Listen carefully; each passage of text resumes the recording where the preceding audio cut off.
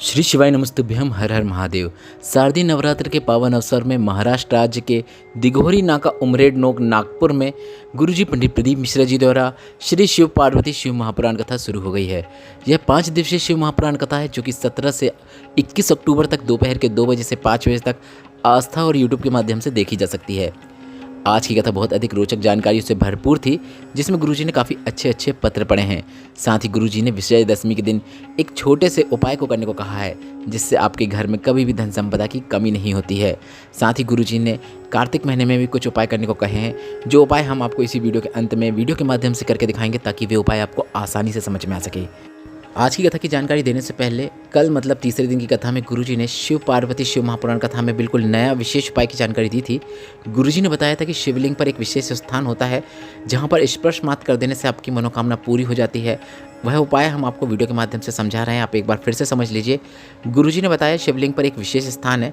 माता अशोक सुंदरी के स्थान से शिवलिंग के बीच का जो स्थान होता है, वह स्थान 64 योगिनियाँ, 8 सिद्धियाँ, 9 निधियाँ, सब कुछ देवाधिदेव महादेव ने माता पार्वती को अपनी चित्तवृत्ति से अनुमति प्रदान की है। मतलब यह सभी स्थान उनका होता है। और गुरुजी ने कहा आप पूर्ण पूजन कर लें। मतलब अगर आप जल चढ़ाने आए हैं तो जल चढ़ाने के बाद आप यह उपाय कर सकते हैं, या फिर कोई पूजन करने आए हैं तो उसके बाद भी आप यह उपाय कर सकते हैं। पूर्ण पूजन के बाद कोई नारी, पुरुष, बुजुर्ग, बालक, बालिका इस स्थान पर स्पर्श करते हुए अपने दिल की बात महादेव से बोल देता है तो उसकी कामना देवाधिदेव महादेव प्रदोष के दिन प्रदोष काल में आकर निश्चित पूर्ण कर देते हैं। यह उपाय आप कभी भी किसी भी दिन कर सकते हैं, पर सोमवार, प्रदोष, मासिक शिवरात्रि के दिन करके अधिक से अधिक लाभ प्राप्त कर सकते हैं। अब आज की कथा में गुरुजी ने मतलब 20 अक्टूबर चौथे दिन की कथा में गुरुजी ने कुल 15 उपाय पत्र उपयोगी जानकारियाँ दी है। सभी की जानकारी हम आपको इस वीडियो के माध्यम से दे देंगे। अगर किन्हीं कारणवश आपने आज की कथा नहीं सुन पाई है तो पूरी कथा का रास्ता तो आपको इस छोटे से वीडियो से प्राप्त होने वाला है। पिछले वीडियो में हमने आपसे एक प्रश्न किया था कि प्रदोष काल का समय कब होता है, तो इसका सही उत्तर है शाम को। मतलब सूर्यास्त के 45 मिनट पहले से लेकर 45 मिनट बाद तक का समय प्रदोष काल कहलाता है। और आज के वीडियो का प्रश्न इस प्रकार है, जो कि आपकी स्क्रीन में भी दिख रहा है। शिव पंचायत में इनमें से कौन शामिल नहीं है? आपके ऑप्शन इस प्रकार हैं: ए गणेश जी, बी ब्रह्मा जी। इस प्रश्न का उत्तर आप अभी हमें कमेंट के जरिए भेज सकते हैं। हम इस प्रश्न का उत्तर आपको कल के वीडियो में जरूर बता देंगे। अब बढ़ते हैं आज की कथा की पहली विशेष जानकारी की ओर।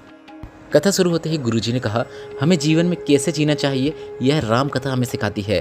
भागवत कथा हमें मृत्यु कैसी हो, आखिरी क्षण हमारा कैसा होना चाहिए, वह सिखाती है।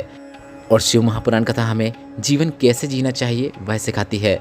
कार्यों को करते हुए, कर्मों को करते हुए भगवान की भक्ति कैसे प्राप्त की जाती है, यह शिव महापुराण कथा हमें सिखाती है। बढ़ते हैं आज की कथा की दूसरी विशेष जानकारी की ओर। गुरुजी ने कहा 2 चीज़ें ऐसी होती हैं जो कि 2 लोगों से कभी भी नहीं पूछी जाती। स्त्री से कभी भी उसकी आयु नहीं पूछी जाती और पुरुष से कभी उसकी आय नहीं पूछना चाहिए। स्त्री उसकी जो आयु है इसलिए नहीं पूछना चाहिए क्योंकि स्त्री कभी भी अपने लिए जीवन नहीं जीती है, वो सदैव दूसरों के लिए ही जीवन जीती है, इसलिए उसकी आयु कभी नहीं पूछना चाहिए। उसी तरह पुरुष की आय इसलिए नहीं पूछी जाती क्योंकि वह कभी भी स्वयं के लिए नहीं कमाता है, वह भी दूसरों के लिए ही कमाता है। बढ़ते हैं आज की कथा की तीसरी विशेष जानकारी की ओर। गुरुजी ने कहा समय पर जो भोजन नहीं करता है उसे बीपी और शुगर होना निश्चित है। समय पर जो अपनी ज़िंदगी नहीं जीता है उसे जीवन पर बीमारियां बढ़ती चली जाती हैं। इसलिए खुद को जीवन में जीना सीखें, खुद जीवन जिएं और जो कमा रहे हैं उसका अपने ऊपर भी खर्च जरूर करें। बढ़ते हैं आज की कथा की चौथी विशेष जानकारी की ओर। गुरुजी ने कहा ऐसे बहुत कम लोग होंगे जो रोज़ पार्थिव शिवलिंग का निर्माण करते होंगे, उसका पूजन अर्चन करते होंगे। इसलिए हम आपसे कहते हैं रोज़ शिव मंदिर में जाकर अगर आप 1 लोटा भी जल शिवलिंग पर अर्पित कर रहे हैं तो वो भी पर्याप्त है। और जब भी आप शिवालय में जाकर शिवलिंग पर जल अर्पित करें तो कभी भी खाली लोटा घर लेकर नहीं आना चाहिए। भोलेनाथ की कृपा, भोलेनाथ का आशीर्वाद उस शिवलिंग पर चढ़ा हुआ जल है, जिसे आपको प्राप्त करके अपने घर जरूर लाना चाहिए। बढ़ते हैं आज की कथा की 5वीं विशेष जानकारी की ओर। गुरुजी ने कहा आज का समय कैसा आ गया है। सरकारी स्कूल के टीचर अपने बच्चों को प्राइवेट स्कूल में पढ़ाना चाहते हैं। वो भोलेनाथ से कामना करते हैं उनके बच्चे की नौकरी सरकारी स्कूल में लग जाए, क्योंकि उनको सरकारी स्कूल की पढ़ाई का भी अंदाज़ा है और उनको सरकारी स्कूल की कमाई का भी अंदाज़ा है। इसके बाद गुरुजी ने कहा आपको भी पढ़ाई का स्तर इतना ऊपर उठाना चाहिए कि आप भी अपने बच्चे को सरकारी स्कूल में पढ़ाएं। बढ़ते हैं आज की कथा की 6वीं विशेष जानकारी की ओर। गुरुजी ने कहा माताओं को लगता होगा कि कथा रोज आ जाती है, ऐसे में दीपावली की सफाई कैसे करें, और मन ही मन उनको अच्छा लग रहा होगा कि अब कथा नहीं है तो इस बीच दीपावली की सफाई हो जाएगी। इसके बाद गुरुजी ने कहा अहमदाबाद गुजरात की कथा परमिशन ना मिलने के कारण कैंसिल हो गई है और अगली कथा जो है वह 3 नवंबर कोशी कला में होने वाली है। उस बीच आपके पास समय है, आप अपने घर के साफ सफाई का कार्य कर सकते हैं। आप अपने घर की साफ सफाई करेंगे तो लक्ष्मी आएगी। उसी तरह आप अपने मन की सफाई करेंगे तो महादेव आएंगे। बढ़ते हैं आज की कथा की 7वीं विशेष जानकारी की ओर। काजल जी पत्र लिख रहे हैं जिसमें उन्होंने लिखा, शादी के बाद मुझे संतान का सुख नहीं था। डॉक्टर ने भी मना कर दिया था। फिर ऑटो में सफ़र करते समय एक महिला ने मुझे पशुपतिनाथ व्रत करने को कहा। मैंने एक पशुपतिनाथ व्रत किया, गर्भ नहीं ठहरा। फिर मैंने एक बार और पशुपतिनाथ व्रत किया और मेरा गर्भ ठहर गया और मुझे संतान की प्राप्ति हुई है। पर यह संतान 8वें महीने में हुई तो डॉक्टर ने कहा था कि यह संतान कमज़ोर होगी, पूर्ण रूप से स्वस्थ नहीं होगी। पर बच्चा पूरी तरीके से स्वस्थ है, उसी का आभार व्यक्त करने में कथा पंडाल में आई हूँ। बढ़ते हैं आज की कथा की 8वीं विशेष जानकारी की ओर।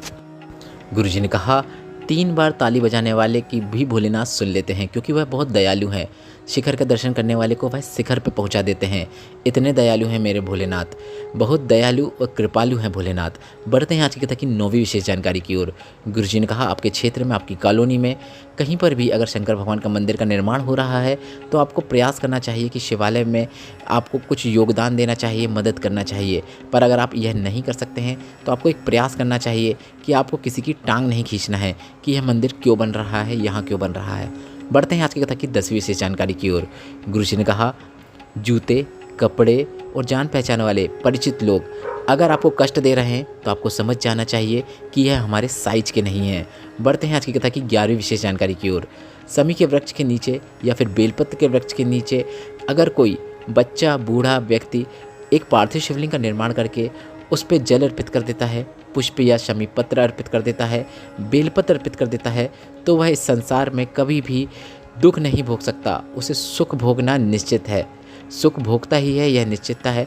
तो अपने जीवन में अगर कष्ट चल रहे हों तो आप बेलपत्र या फिर शमी के वृक्ष के नीचे, शमी के पौधे के नीचे आपको पार्थिव शिवलिंग का निर्माण करके उसमें जल अर्पित करना है, या फिर जितनी भी आप पूजन कर सकते हैं थोड़ी बहुत वह भी आप कर सकते हैं। यह उपाय आप शिवरात्रि के दिन करेंगे तो काफ़ी अच्छी बात है। बढ़ते हैं आज की कथा की 12वीं विशेष जानकारी की ओर। गुरुजी ने कहा, नारी के गर्भ में संतान हो, डॉक्टर ने कह दिया हो कि संतान विकलांग हो सकती है, कमज़ोर हो सकती है। इसके बाद गुरुजी ने एक पत्र पढ़ा, वह सुन लीजिए। निशा जी पत्र लिख रहे हैं जिसमें उन्होंने लिखा, मेरी शादी 2014 में हुई पर मुझे संतान का सुख नहीं हुआ। टेस्ट ट्यूब बेबी भी करवाया फिर भी संतान सुख नहीं हुआ। खूब जगह गोदियां भरवाई पर कहीं से भी औलाद नहीं हुई। परिवार के किसी सदस्य के कहने पर मैंने पशुपतिनाथ व्रत किया, सफ़ेद आंकड़े की जड़ का प्रयोग किया, सीहोर गए, वहाँ पर कंकड़ रूपी शंकर का पूजन करके कंकड़ लेकर आ गए, गर्भ ठहर गया। डॉक्टर ने कह दिया कि तुम्हारे पेट में गर्भ नहीं है, पेट में पथरी हो गई है। इसके बाद फिर जांचें हुई और डॉक्टर ने गठान बता दी। इसके बाद कुछ महीनों बाद फिर से जांच हुई और डॉक्टर ने कहा, बच्चा तो है पर वह पूर्ण रूप से स्वस्थ नहीं होगा, इसे हटा देना ही सही है। पर गुरुजी 10 वर्ष बाद गर्भ ठहरा था, ऐसे कैसे हटा देते।